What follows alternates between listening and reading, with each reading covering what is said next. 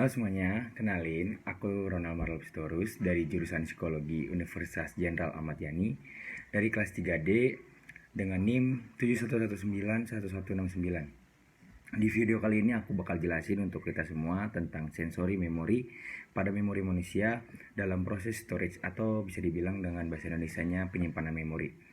Sama seperti komputer, manusia juga mempunyai storage atau penyimpanan memori yang menekankan pada bagian informasi itu bisa dipertahankan dari waktu ke waktu dan direpresentasikan dalam memori.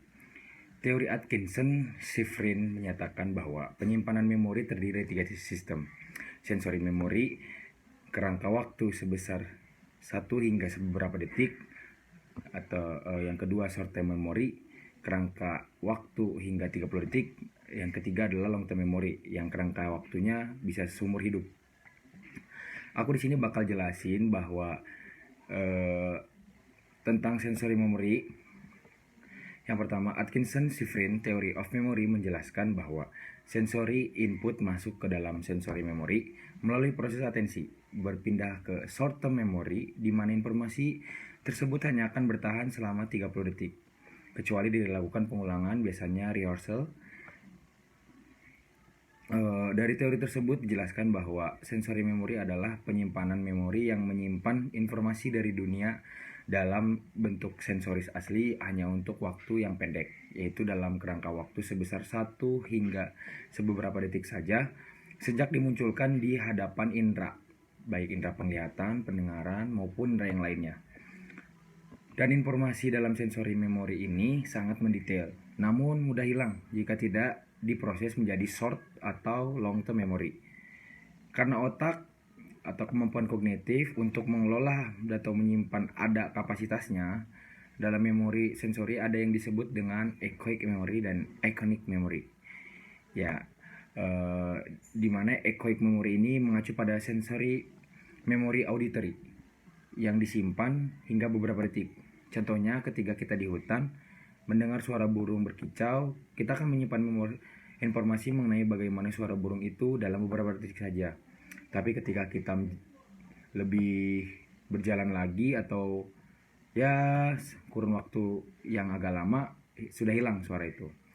Dan yang kedua, sedangkan iconic memory mengacu pada memori sensoris visual, namanya juga iconic berarti berhubungan dengan gambar, yang tersimpan hanya sekitar 1/4 detik. Contohnya ada si Adi melihat gerakan menari yang dipersiapkan untuk lomba, tapi dia tidak melakukan rehearsal, maka informasi mengenai gerakan menari tidak akan masuk ke short term memory apalagi ke long term memory, dan hanya akan bertahan mungkin sekitar 1/4 detik saja. Untuk short term memory, kapasitas terbatas informasi dapat bertahan dalam ingatan dengan jangka waktu ya mungkin 30 detik. Terkecuali kita melakukan tadi 2 cara rehearsal, dan ada satu cara lagi yaitu chunking. Atensi itu penting untuk pengelolaan informasi. Jadi beberapa ingatan kita bisa dapat diingat karena adanya atensi yang kita berikan sama informasi yang didapat oleh setiap indera. Nah, untuk cara masuk ke short term memory, chunking itu seperti mengelompokkan informasi dari unit yang besar menjadi unit yang lebih kecil. Dan yang kedua dari rehearsal ya secara sadar mengulang-ulang lagi informasi yang sudah kita dapat untuk diingat lebih dalam lagi. Dan untuk long term memory, biasanya informasi ini berasal dari short term memory yang diberikan atensi lebih, atau kita ada memberikan suatu emosi, memberikan emosi untuk mengolah informasi tersebut. Dan biasanya jikalau informasi tersebut sudah masuk ke emosi, itu bisa dipastikan bahwa informasi tersebut akan diingat sampai seumur hidup, seperti itu.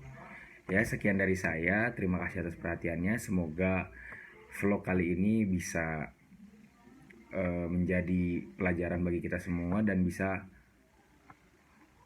menambah informasi dalam kehidupan kita. Sekian dari saya. Terima kasih.